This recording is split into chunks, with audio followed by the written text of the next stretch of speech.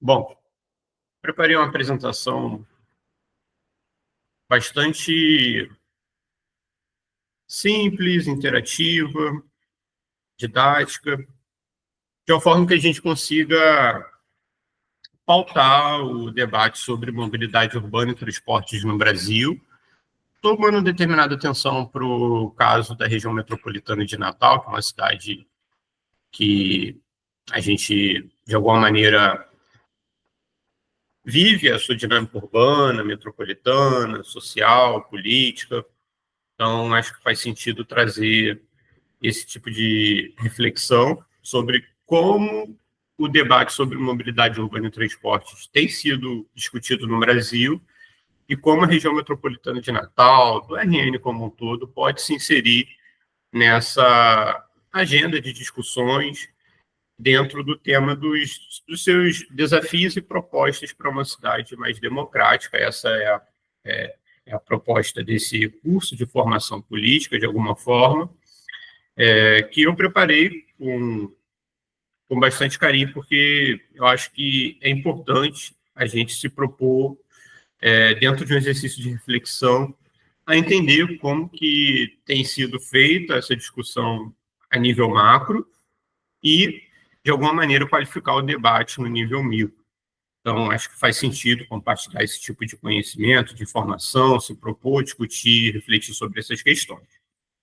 Bom, eu já começo essa minha apresentação dizendo que a mobilidade urbana é um direito de acessar o espaço das cidades e em condições de igualdade, né?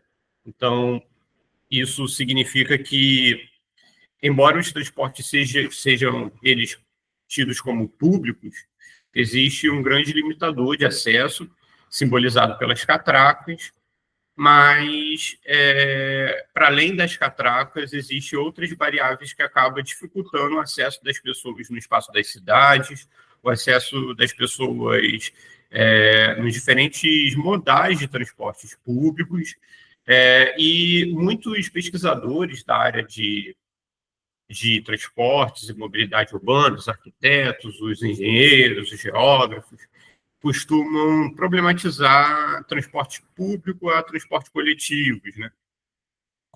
Normalmente eles costumam dizer que, pelo fato de a gente precisar pagar pelos ônibus, os transportes não são públicos, são coletivos. Mas, na verdade, eu costumo dizer que brigar por esse direito de transportes públicos é também brigar por esse tipo de entendimento sobre como esses modais são postos diante de um contexto de um sistema capitalista, onde todas as coisas são financiarizadas, né? Então, a gente tem acesso universal e gratuito ao sistema de saúde, por exemplo, mas, ao mesmo tempo, a gente precisa pagar pelo cafezinho, pelo transporte público, antes de você chegar, por exemplo, no seu posto de saúde. Pagar pela Xerox, pagar pelo... Enfim, por esses inúmeros gastos que acabam surgindo nessa dinâmica de transição de ponto A ao ponto B e que, infelizmente, caracteriza a sociedade e a cidade ao qual a gente vive diariamente, né? Então, avançando nessa minha apresentação, que é dividida em cinco partes, né? Eu pretendo trazer, nesse primeiro momento, uma contextualização nacional, né? Como o debate sobre mobilidade e transporte tem sido posto, a agenda nacional para a mobilidade urbana, e aqui eu me refiro mais especificamente às políticas públicas, e aí sim eu me insiro na dinâmica de Natal e de toda a sua região metropolitana, observando os desafios locais.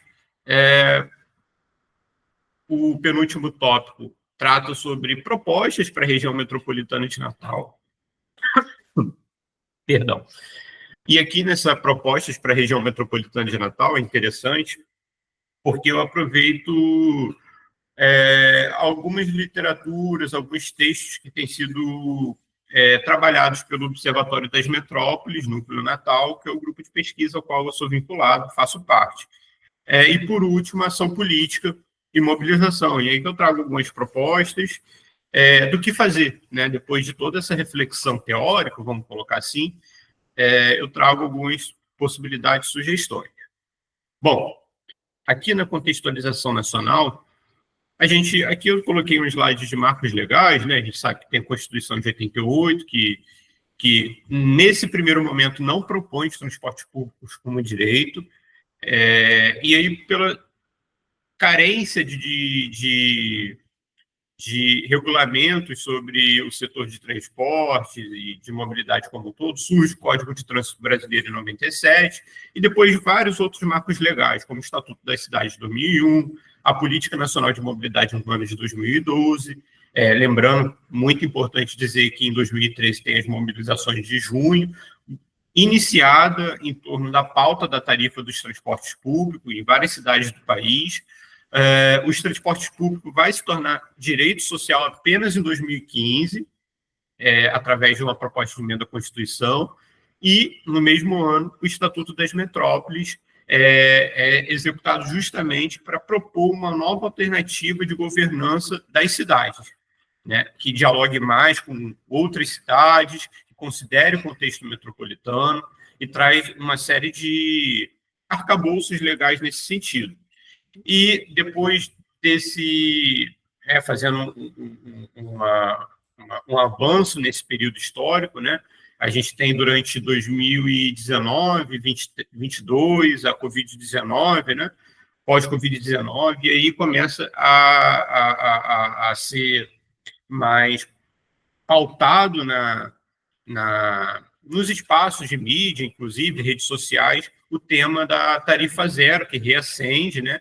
Ele surge, no primeiro momento, no Brasil, lá em 1990, através do governo de Luiz Erundina em São Paulo, mas ele ressurge nos últimos anos por conta de uma crise do setor dos transportes públicos no país, que vem se intensificado nessa década de 2010 a 2020, e surge como alternativa uma reforma no modelo de financiamento do setor, que a gente vai ver mais adiante. Eu trouxe alguns gráficos aqui apenas para ilustrar a nível de evolução da frota de veículos e motos no país nesse último século, vamos colocar assim, e a gente sabe, existe consenso, é perceptível o aumento exponencial do número de veículos nas vias, ou seja, a priorização de transportes privados a transportes coletivos. Os principais problemas de transportes públicos no país, né, são uma pesquisa realizada com algumas pessoas, o preço elevado das tarifas de transportes, a insegurança e a violência no trânsito também é um problema importante que precisa ser discutido, né? E, não menos importante, que eu acho que é fundamental termos ônibus confortáveis, um tempo diminuído. Opa, entrou mais alguém. Deixa eu abrir aqui meu Meet para aceitar, permitir. Seja bem-vinda. Acho que é bem-vinda, né? Bom, vou continuar aqui. Voltando. Então, enfim, apenas para fazer um resumo desse gráfico, né? Baixa confiabilidade a nível de atraso, e é interessante refletir sobre como esses problemas são também postos na RM Natal, né, na região metropolitana de Natal. A falta de flexibilidade dos serviços, as rotas e os horários, a falta de integração com outras linhas de transportes públicos, enfim, são problemas que caracterizam o sistema urbano metropolitano brasileiro, né?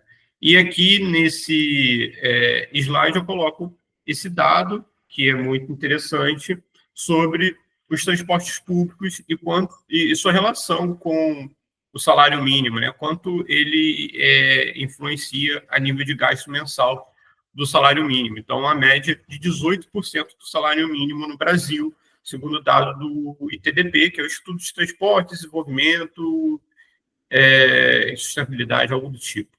é um órgão importante que discute transportes no Brasil e no mundo, né? Aqui é o perfil orçamentário familiar do Brasil, segundo o último dado do IBGE. Aí esse gráfico ainda não foi atualizado, ele está sendo construído, e a gente consegue entender aqui que existe uma dinâmica de 43,1% de gastos com habitação, como é caro morar no Brasil. E antes mesmo de alimentação, saúde e educação, temos 21,3% de gastos com transporte público, né? Então, a gente que tem pautado o tema da tarifa zero no Brasil tem defendido que a tarifa zero é muito mais do que uma política de direito de acesso à cidade, uma política de democratização do acesso às pessoas ao espaço da cidade, é uma política de redistribuição de renda. Porque quando as pessoas deixam de gastar 21,3% com transportes, automaticamente essas pessoas começam a gastar muito mais dinheiro com alimentação, com saúde, com educação e etc. Bom, então aqui a gente tem outro gráfico com o peso da tarifa dos transportes públicos, de acordo com a renda, aqui considerando inúmeras cidades, tanto do Brasil quanto do exterior. Então, a gente consegue identificar, a gente estava conversando antes mesmo de começar essa apresentação, eu e o Michael, sobre algumas cidades do Brasil, e a gente consegue identificar que Belo Horizonte, por exemplo, tem peso muito alto tarifário, assim como Rio de Janeiro, Curitiba, São Paulo. Importante dizer que São Paulo tem tarifa zero aos domingos, então, embora seja uma política que foi trabalhada em um governo a qual não defendemos, a gente defende que a política de tarifa zero seja trabalhada em grandes metrópoles brasileiras para que a gente consiga ter um panorama mais profundo sobre o verdadeiro impacto dessa política na qualidade de vida das pessoas, né? Então, é importante que esse tipo de política seja trabalhada em grandes metrópoles, exemplos de BH mesmo, que tem essa política não de forma integral, mas sim parcial. Então, é interessante a gente ter esse tipo de entendimento. Bom, e qual o cenário que a gente tem no Brasil, né? A dependência aos transportes individuais, isso por si só já é uma política excludente, porque não são todas as pessoas que conseguem manter um veículo individual. Importante dizer que existe uma diferença entre os veículos individuais que têm pequena capacidade de transporte de pessoas e os ônibus, BRTs, que são as linhas exclusivas de ônibus, trens, metrôs, VLT, como tem aqui no Rio de Janeiro, por exemplo, que são os veículos de alta capacidade. Esses, sim, resolvem o problema da mobilidade urbana. Bom, seguindo, a desigualdade de acesso ao serviço de transporte, né? E a desigualdade, quando eu falo desigualdade, né, de acesso ao serviço de transporte, a gente pode refletir sobre as desigualdades urbanas, e aqui serem várias outras questões, como eu já disse anteriormente, violência, infraestrutura urbana, e todas as outras variáveis sociais, vou colocar assim, que acaba dificultando essa dinâmica de circulação de pessoas. A infraestrutura urbana precária, o sistema tarifário que é excludente. Então, esse é o cenário, né? Seguindo na apresentação. E qual a agenda nacional para a mobilidade urbana? Aqui, pensando mais especificamente as políticas públicas, né? A gente vive um contexto das cidades, das metrópoles, que tem essa proposta de ser uma cidade, uma grande metrópole moderna, inovadora, cidades inteligentes, é o que muitos gestores gostam de falar, principalmente próximo de período eleitoral, que propõe políticas públicas que não necessariamente resolvem o problema da mobilidade nem dos transportes, ou seja, e automaticamente não resolve o problema da maior parte da população brasileira, que são as pessoas que têm menos capacidade de usufruir desses serviços, vamos dizer assim. E aqui eu estou me referindo, por exemplo, à eletrificação da frota de ônibus, né? Há pouco tempo eu fui convidado para prestar uma entrevista à Universidade de São Paulo, chamada Mackenzie, e me questionaram sobre os benefícios da eletrificação da frota de ônibus, né? Lógico que tem muitos benefícios, é menos ruído, menos poluição, né? Mas automaticamente também traz mais gastos por poder público, e esses gastos que o poder público tem automaticamente é usufruído por empresários que lucram com essa oneração pública. Então, é importante, antes mesmo de pensar em eletrificar a frota de ônibus, em melhorar a qualidade dos ônibus existentes, oferta de maior quantidade de ônibus, maior quantidade de horários e linhas, etc. Assim como, por exemplo, as bicicletas compartilhadas, que foi uma conversa também que eu tive com um ativista um cicloativista, vamos dizer assim, né, aí de Natal, em uma das entrevistas que eu fiz de pesquisa, onde ele comenta que essas bicicletas compartilhadas servem apenas para trazer uma moldura para as paisagens das cidades, uma moldura que tem um ar de modernidade, etc., mas que também não vai resolver o problema da mobilidade da maior parte da população que vive nas periferias urbanas dessas grandes cidades. É sustentável, é uma mobilidade ativa importante, no sentido que melhora a saúde das pessoas, etc., mas a maior parte das bicicletas compartilhadas no Brasil são pagas, não são gratuitas. Então, isso também já é uma dificuldade de acesso a esse determinado modal, vamos colocar assim, de transporte.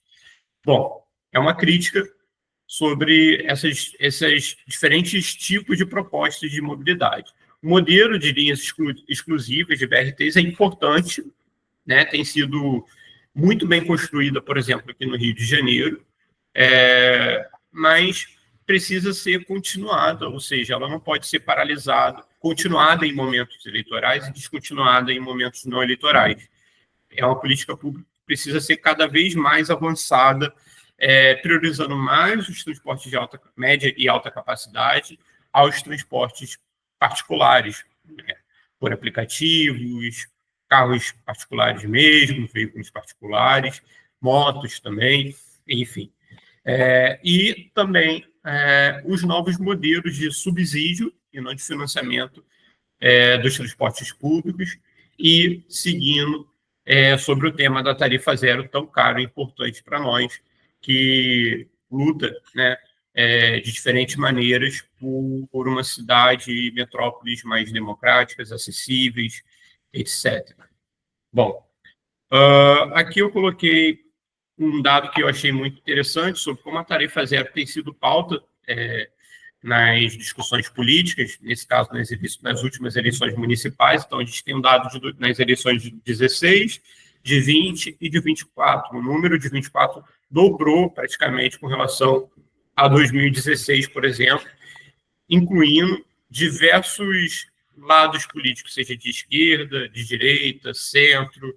Todos eles têm discutido a pauta da tarifa zero, inclusive defendida por muitos empresários, porque é uma proposta que, de alguma maneira, é uma alternativa para a crise do setor dos transportes públicos, das empresas de ônibus, especificamente falando, num contexto onde as pessoas pegam menos ônibus. Isso é uma tendência não apenas no Brasil, mas no mundo como um todo, que foi intensificado depois da Covid-19. Bom, e como essas políticas podem ajudar a superar os problemas da exclusão das pessoas mais vulneráveis ao espaço das cidades? Essa é uma pergunta que eu deixo aqui como problematização dessa discussão, para reflexão mesmo. A gente pode discutir sobre ela no final. E aqui eu trago alguns dados, algumas discussões sobre os desafios de Natal, ou da Natal, ou do Natal, e a região metropolitana como um todo. Então, a gente tem um contexto de falta de licitação dos ônibus, né, que foi adiada 3 vezes em 2022, contrato de concessão com a Seturn, Secretaria de Mobilidade, a análise da rede de transporte pela ANTP. Inclusive, eu prestei uma entrevista acho que foi para a Band de RN, e eles me questionaram sobre isso, que é uma pesquisa que que é convocada pelo poder público, mas nunca é divulgado seus resultados. Isso, de alguma maneira, dificulta o trabalho da gente, quanto pesquisador, e das pessoas que têm interesse direto por essa questão. E um outro tópico importante é onde estão os empregos de Natal e de toda a sua região metropolitana. Isso é interessante porque a gente começa a refletir sobre como que as pessoas se locomovem do seu local de moradia para o seu local de trabalho e vice-versa, do seu local de trabalho para o seu local de moradia, né? Então, a gente tem um debate muito forte sobre centralidades, subcentralidades e oferta de empregos e oferta de maior quantidade de linhas também. E também a aposta de Natal em veículos individuais, né?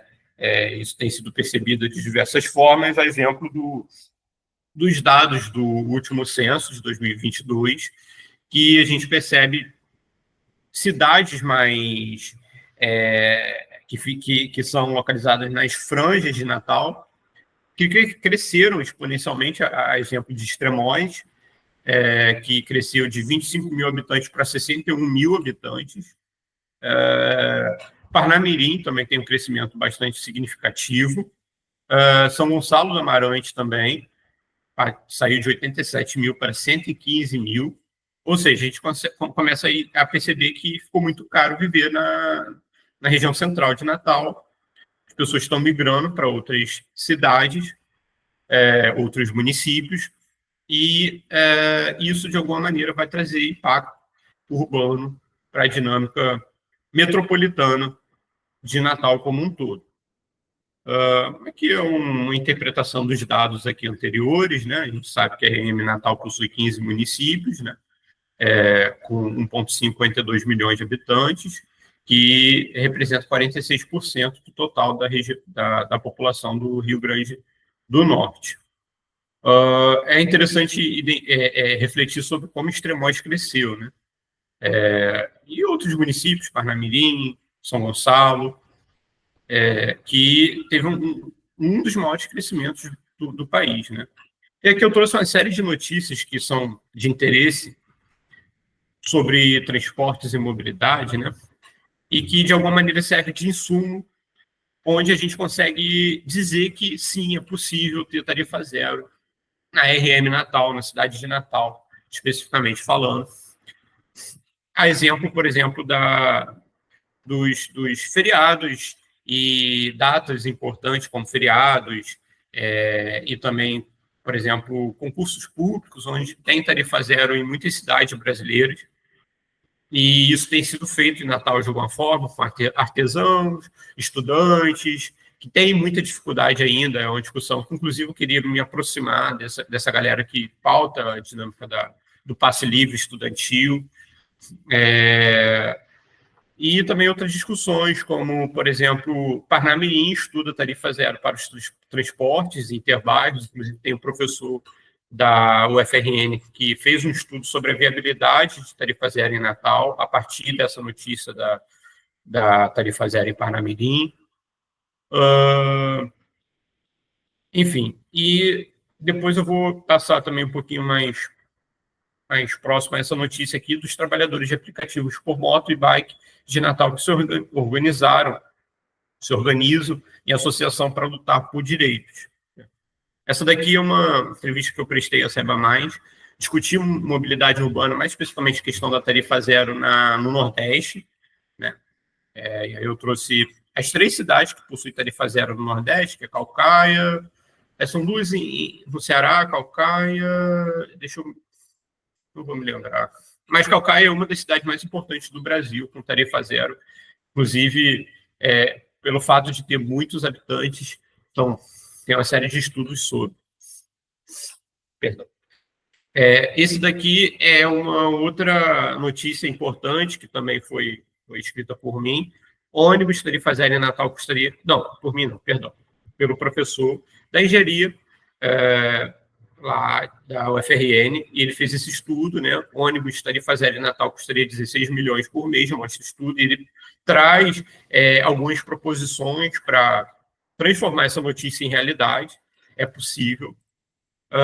E aqui outras notícias um pouco mais negativas, vamos colocar assim, né? O projeto de árvore de gentilha, exigência de piso baixo, ar-condicionado por licitação dos transportes públicos, ou seja, a vida dos empresários é cada vez mais facilitada e a vida das pessoas é cada vez mais dificultada.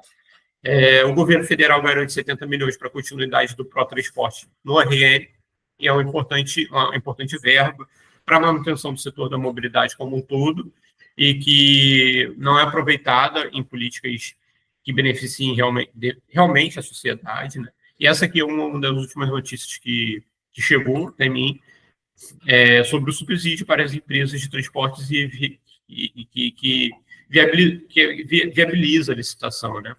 Eu achei interessante que, quando eu fui tirar o print, já tinha aqui uma publicidade sobre investimento imobiliário em capim macio, né? Então, a gente vê o paradoxo de como é tratado o setor de transportes e mobilidade e Natal, né? Então, quais são os principais embates, né? A infraestrutura urbana e a estrutura dos ônibus, né, são, enfim, degradantes. A quantidade de linhas e o valor das passagens, então a gente tem uma quantidade de linhas insuficiente com relação ao valor das passagens, que só aumenta. A integração dos modais, então eu estou me referindo aos ônibus, ao trem, ao BRT, enfim. É importante pautar isso, porque as pessoas precisam ter maior facilidade de acesso a esses espaços, seja de diferentes formas, seja através de tarifa zero, seja através de políticas de integração. Segurança e insegurança. É muito inseguro se locomover nas cidades, tanto em Natal quanto em diversas outras grandes metrópoles brasileiras, né? E aí eu estou me referindo tanto aos pedestres e aos ciclistas, e as pessoas que precisam desse tipo de modal. Passe livre estudantil, como eu disse anteriormente, para idosos e trabalhadores também. E outras questões de infraestruturais, né, como exigência de piso baixo, ar-condicionado, micro e macro acessibilidade, frota, subcentralidade, e também órgãos de gestão da mobilidade, órgãos metropolitanos de mobilidade. Isso é muito importante. Embora Natal já tenha pautado isso na agenda pública, sobre a construção de órgãos comprometidos com a gestão metropolitana, é importante a gente reforçar isso cada vez mais, porque esse é o caminho, o laranja, para a gestão pública da mobilidade urbana. Tem alguns registros que eu fiz sobre a infraestrutura deficitária dos transportes da mobilidade de Natal, que é a infraestrutura urbana, né, dos pontos de ônibus, muito degradados. E aqui uma outra notícia: em 10 anos, a licitação do transporte público de Natal não sai do papel. Essa, ao meu ver, né, uma das principais discussões a nível de transportes de Natal. E aqui algumas propostas para a RM Natal, né? E aqui são propostas que não são exclusivamente minhas. Alguns pesquisadores, vocês que não sabem, né, eu sou pesquisador do Observatório das Metrópoles, eu abri a linha de pesquisa de mobilidade urbana, e junto a outros professores, outros pesquisadores, a gente trouxe algumas desses direcionamentos, né, algumas dessas proposições, né? Então, a gente traz, por exemplo, os municípios que mais avançaram sobre a política de mobilidade urbana foram aqueles que destinaram órgãos de gestão metropolitana para a mobilidade urbana e dos transportes. E quais são os critérios para a política nacional de mobilidade urbana? Né? Uma política de integração tarifária, de financiamento dos transportes, bilhetagem eletrônica, né? Aperfeiçoamento tecnológico dessa política, vamos colocar assim, e a coordenação metropolitana de integração da mobilidade urbana. Avançando e já chegando no final, quais são as propostas? Melhor distribuição da frota, subcentralidades. É importante a gente descentralizar a cidade de Natal, e eu estou me referindo à infraestrutura urbana, estou me referindo à oportunidade de trabalho, à moradia, a serviços públicos, a todos esses instrumentos urbanos. É importante que sejam compartilhados ou descentralizados dessa região central, porque é isso que faz com que tenha um movimento pendular, vamos dizer assim, um movimento de pessoas intenso da região norte para a região sul e vice-versa. Bom, novos modelos de gestão da mobilidade e integração territorial também é uma política importante. utilização do mecanismo de consórcios, ou seja, um maior diálogo e redistribuição dos recursos pelos entes municipais e estaduais, de alguma forma. Definir um plano de mobilidade urbana metropolitana. A gente tem um plano de mobilidade urbana de Natal muito bom, mas que não é trabalhado, não é executado na prática, e que ele seja também trabalhado de uma maneira metropolitana. E também uma governança interfederativa, ou seja, que considere toda uma região como um todo. Eu estou me referindo também a outras cidades do Nordeste que poderiam contribuir para esse avanço, né? É uma política de interesse coletivo, de interesse mútuo, e que é importante a gente trabalhar políticas públicas de interesse comum, considerando esse tipo de organização pública, né? E aqui, sim, uma proposta política de mobilização, né? Um diálogo maior com os gestores, né? Impressionar por políticas de inclusão. E aqui eu já puxo, caso vocês achem que seria interessante, eu me coloco à disposição para um segundo curso de formação, né, no próximo sábado. Fico à disposição para trabalhar especificamente o tema da tarifa zero, que é muito importante essa discussão, o avanço dessa discussão. Tem muitos dados e informações importantes sobre como tem sido proposto essa luta nas cidades de Rio de Janeiro, São Paulo, no Nordeste, especificamente falando, que há alguns meses eram apenas 3 cidades, eu imagino que esse número tenha aumentado. Fortalecer o debate sobre mobilidade urbana como direito social, isso é importantíssimo, e também promover campanhas populares sobre a importância do transporte coletivo. E aí, eu acho que as redes sociais é um grande instrumento para esse tipo de disseminação, né? Um instrumento da classe burguesa que a gente precisa utilizar ao nosso favor, de alguma forma. E aqui eu trouxe a notícia sobre os trabalhadores de aplicativos por moto e bike de Natal, que a galera do cicloativismo de Natal, eles são muito engajados, são muito organizados, isso é muito legal. Eu fui, alguns anos, há 2 anos atrás, só me engano, a um congresso de mobilidade por bicicletas em Natal, e recebemos pessoas de outros estados do Nordeste, inclusive, foi bastante legal. E eles se organizam em uma associação para lutar por direitos. Isso é muito legal, se aproximar desse tipo de pessoa também. E o que eu deixo aqui 2 sugestões. Um livro que foi publicado lá em 2022, esse de Natal eu fui chamado para organizar, junto com outros professores, como a professora Maria do Livramento, professor Alexandre, que são 2 nomes muito importantes de Natal, Reforma Urbana e Direito à Cidade, e esse aqui tem um capítulo escrito por mim. É um livro publicado nas principais metrópoles brasileiras, aqui no primeiro é Recife, mas um deles aqui é da cidade de Natal. Eu trago um capítulo que eu discuto tarifa zero em Natal, como seria possível a execução desse tipo de política. E, para finalizar, trago uma frase para fechar essa minha apresentação. A verdadeira essência do termo público implica na universalidade do acesso ao transporte para toda a população, sendo a tarifa e a frequência do transporte público fatores cruciais nessa discussão. Professor também do Observatório das Metrópoles, do Rio de Janeiro. E é isso, muito obrigado. Esse aqui é o QR Code das minhas redes sociais no meu Instagram.